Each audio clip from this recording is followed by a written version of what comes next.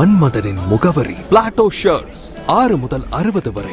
மன்மதனின் முகவரி Plato shirts. புனித ஹஜ் பயணம் மேற்கொள்பவர்களின் வசதிக்காக மதுரையிலிருந்து மதீனாவிற்கு நேரடி விமானத்தை இயக்க வேண்டும். இஸ்லாமியர்களுக்கு பிரதிநிதித்துவம் கொடுக்கும் வகையில் மத்திய அமைச்சரவையில் வாய்ப்பு வழங்க வேண்டும் என இந்திய ஹஜ் சங்கத் தலைவர் அபூபக்கர் மதுரை அண்ணாநகரில் செய்தியாளர்களை சந்தித்து பேசுகையில், சேது பொறியியல் கல்லூரி இணை முதன்மை அலுவலர் SM சீனி முகமது அடியார் மரைக்காயர் உடனிருந்தார். வரும் மாதங்களில் மத்திய அமைச்சர் ஹஜ் அக்ரிமெண்ட் சைன் பண்ணுவதற்கு நாங்கள் எல்லாம் ஜித்தா சென்று சைன் பண்ண இருக்கின்றோம். குறிப்பாக இந்த ஹஜ் 2027 பொறுத்தவரை குழுக்கள் எல்லாம் முடிந்து விட்டது. முடிந்து வெயிட்டிங் லிஸ்ட் ஜாஸ்தி இருப்பதனால் நிறைய வெயிட்டிங் லிஸ்ட் 1, 2, 3 up to 6 வரைக்கும் வரதுக்கு வாய்ப்பு இருக்கு. இதில் கிடைக்காத கவர்மெண்ட் ஹஜ் கோட்டாவில் கிடைக்காத ஹாஜிமார்களுக்கு ஒரு சின்ன அறிவுரை என்னவென்றால், அவர்கள் உடனே தனியாரிடம் சென்று recognised government of India recognised Hajj PTO operators private operators வந்து பணம் செலுத்தி முன்னதாகவே செய்து விட வேண்டும் என்று கேட்டுக்கொள்கிறோம் ஹஜ் அசோசியேஷன் சார்பாக. இதற்கு ஏன் இவ்வளவு முன்னாடி செய்கிறீர்கள், மே மாதத்திற்கு வர்றதுக்கு இவ்வளவு ஏன் முன்னாடி செய்கிறீர்கள்? சவுதி அரசாங்கம் வந்து செப்டம்பர் கடைசி அல்லது அக்டோபர் நடுவாரத்தில் அனைத்து ஹஜ் வேலைகளையும் பூர்த்தி செய்து விடும்படி கேட்டுக்கொண்டிருக்கிறார்கள். அதன் பேரில் தான் பாரதத்தில் உள்ள எல்லா மாநிலத்திலும் காஷ்மீரிலிருந்து தமிழகம் வரைக்கும் 32 மாநிலத்திலும் இந்த துரித நடவடிக்கை எடுத்து செய்து கொண்டிருக்கின்றோம். இன்ஷா அல்லாஹ் இந்த வருடமும் ஹஜ் மீனாவில் A கிளாஸ் சென்ற வருஷம் கொடுத்தது போல் மீனாவில் தங்களுக்கு A கிளாஸ் ஹாஜிகளுக்கு கொடுக்கப்படும் என்று இருக்கின்றோம். ஒரு புது ட்ரையலாக உம்ராவிலிருந்தே சவுதி அரசாங்கம் உணவும் ஹாஜிமார்களுக்கு வழங்கக்கூடிய ஏற்பாடுகளை செய்து கொண்டிருக்கிறார்கள்.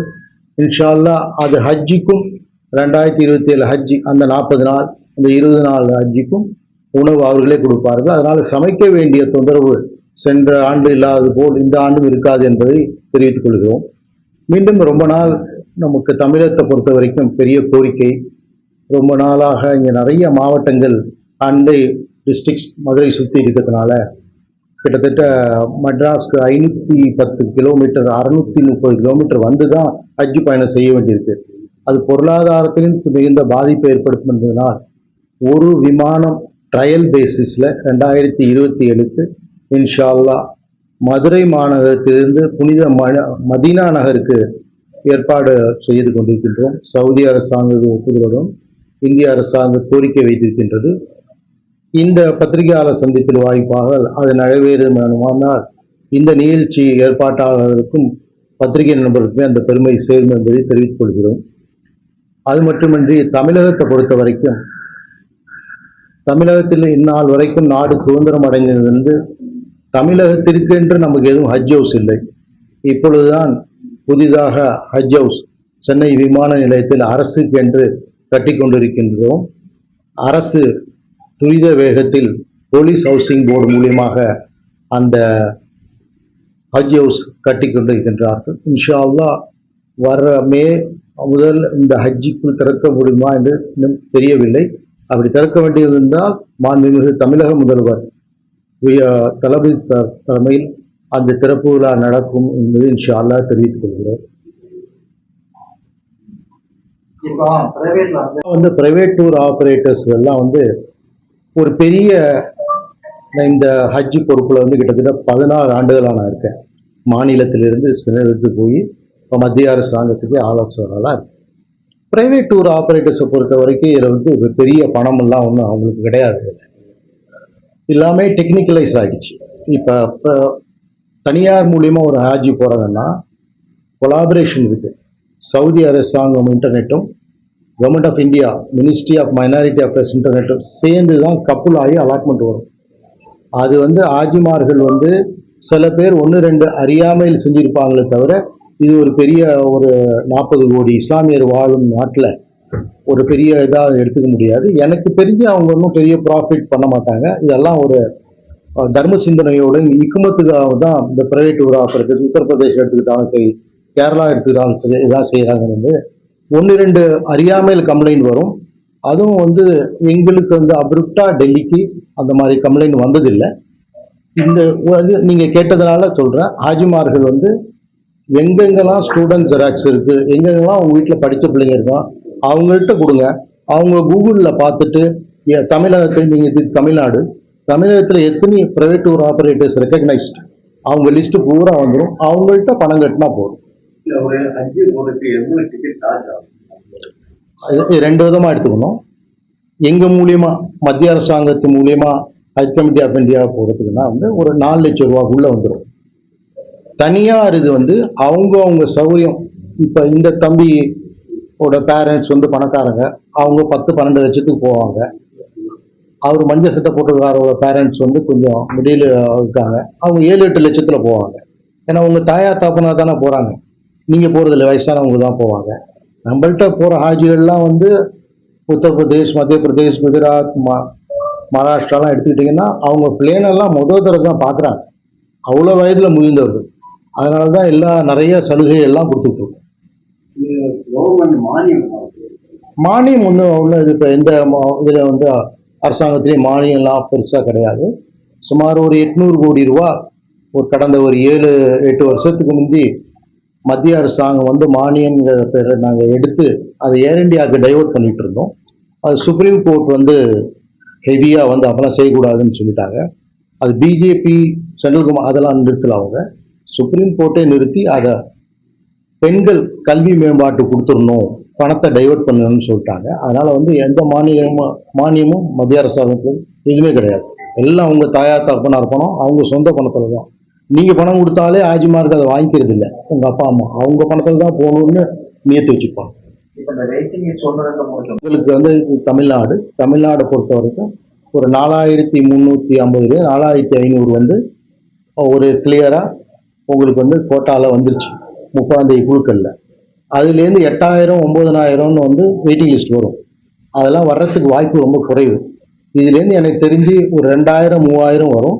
அதை ஃப்ரேஸ் மேனரில் 15 நாள் 21 நாளைக்கு ஒரு தடவை வெயிட்டிங் லிஸ்ட் 38 வரைக்கும் கிடைச்சிருச்சு, 180 வரைக்கும் கிடைச்சிருச்சு, 1300 வரைக்கும் கிடைச்சி, அதுதான் ஃப்ரேஸ் மேனர்.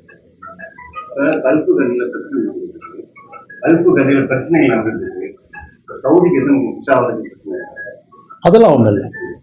கல்ஃபில் நடக்கிற வாருக்கும் தெரியும் அல்லாஹ்வின் நல்லடியார்களே, ஹாஜிமார்களே, கல்ஃபில் நடக்கிற ஈரான் அமெரிக்கா வாருக்கும் ஹஜ் யாத்திரைக்கும் எந்த விதமான சம்பந்தமும் கிடையாது.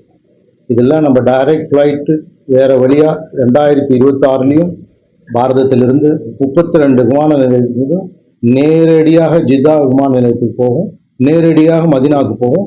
அதுக்கும் இதுக்கும் சம்பந்தமே கிடையாது. தமிழகத்தை பொறுத்த வரைக்கும் ஹஜ் கமிட்டி ஆஃப் இந்தியாவிலேருந்து சுமார் 5000 6000 போவாங்க. தனியார் இதுலேருந்து வந்து 3000 கிட்டத்தட்ட போவாங்க. ஹையஸ்ட் மாநிலம் வந்து உத்தரப்பிரதேஷ் 32,000 to 40,000. உங்களுக்கு எடுத்துக்கிட்டீங்கன்னா தமிழகத்தை பொறுத்த வரைக்கும் நீங்கள் இஸ்லாமிய சகோதரர்கள் வந்து இங்கே ரொம்ப கம்மி, ஒரு 65 லட்சத்துலேருந்து 82 லட்சம் தான் இருக்குங்க. அதே வந்து 30 times மோர் அங்கே. அதனால இஸ்லாமிய நபர்கள் இருக்கிறதுனால அந்த சென்சஸ் படி கொடுக்கும். ஒருத்தர் ஒரு தடவை தான் லைஃப்ல செய்யணும். ஏன்னா மற்றவங்களுக்குலாம் வாய்ப்பு கொடுக்கணும். உங்க அப்பா அம்மா போயிட்டு வந்துட்டாங்க, அவங்க அப்பா அம்மா போல அது. இந்த மதுரையில் வந்து உங்களெல்லாம் சந்திச்சது வந்து ரொம்ப சந்தோஷம். இப்போ வந்து மத்திய அரசாங்கம் வந்து அமைச்சரவையை வந்து கூடிய விரைவில் வந்து விரிவுபடுத்த போகிறாங்க. முன்னாள் வந்து குலாம் நபி ஆசாத் மத்திய அமைச்சராக இருந்தார், அதுக்கப்புறம் ஷானாஸ் ஹுசைன் மத்திய அமைச்சராக இருந்தார், அதுக்கப்புறம் முக்தார் அப்பாஸ் நக்வி மத்திய அமைச்சராக இருந்தார். இந்த சமீப காலத்தில் 2.5 ஆண்டு காலமாக 40 கோடி இஸ்லாமியர் வாழும் இந்த வளர்ந்து விரிந்த பாரத நாட்டில் ஒரு இஸ்லாமிய அமைச்சர் கூட இல்லைங்கிறது ஒரு மனக்கவலை மட்டும் இல்லை. நம்ம வந்து நிறைய வேலை பார்க்குறோம். கல்ஃப் கண்ட்ரீஸ்க்கு 138 நாடுகளுக்கு நம்ம வேலை பார்க்குறோம். அண்ணா ஒரு நிமிஷம், 138 நாடுக்கு நம்ம வேலை பார்க்குறோம். எல்என்டி, லாசன் டிபுரா கான்ட்ராக்ட் நம்ம தான் செய்கிறோம். கேமன் இண்டியா, ஜிசிசி, அந்த மாதிரி ஷிப் யார்ட், ஷிப் பில்டிங், அவ்வளோ நம்ம கல்ஃப் கண்ட்ரீஸும் எடுத்து அந்நிய செலாவணி நமக்கு வருது.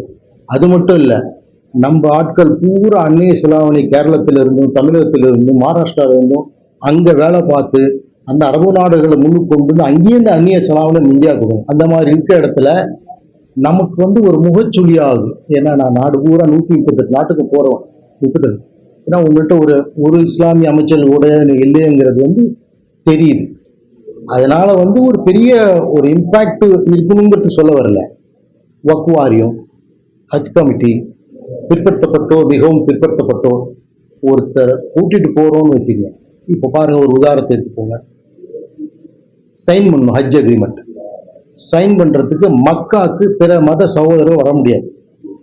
இதே ஒரு இஸ்லாமிய உங்களே ஒரு மந்திரியா நீங்க நியமிச்சுக்கீங்கன்னா அவர் கூட்டிட்டு போயிடுவார். அங்க போறதுக்கு வாய்ப்பு இருக்கு. அது மாதிரி நிறைய வாய்ப்பு இருக்குன்னு இந்த பத்திரிகையாளர் மூலமா மாண்புமிகு பாரத பிரதமருக்கு ஒரு கோரிக்கையும், மாண்புமிகு உள்துறை அமைச்சர் மூத்த சகோதரர் அமித்ஷாவுக்கும் கோரிக்கை இருக்கிறோம் என்று தெரிவித்துக் கொள்கிறேன்.